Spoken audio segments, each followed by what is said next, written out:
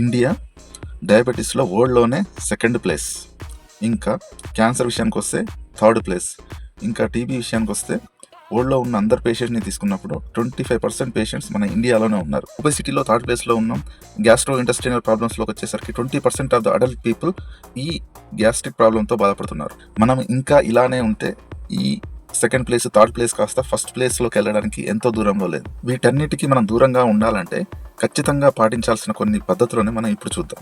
First, మన physical exercise అనేది compulsory daily 30 minutes to 1 hour compulsory చేయాలి. మన బాడీకి సరైన న్యూట్రిషన్స్ని ఇస్తున్నామా లేదా చెక్ చేసుకోవాలి. ఎంత కార్బోహైడ్రేట్ తీసుకున్నాం, ఎంత ఫ్యాట్ తీసుకుంటున్నాం, ఎంత ప్రోటీన్ తీసుకున్నాం, ఎంత ఫైబర్ తీసుకుంటున్నాం, మనం డైలీ ఇవ్వాల్సిన ఫైబర్ ఇస్తున్నామా లేదా, ఇదంతా చెక్ చేసుకోవాలి. ఇంకా జంక్ ఫుడ్ని అవాయిడ్ చేయాలి. నూనెలో బాగా వేయించిన పదార్థాలని తినకూడదు. మన ఛానల్లో వీటన్నిటి మీద రీసెర్చ్ బేస్డ్ ఇన్ఫర్మేషన్ నేను మీకు అందిస్తాను.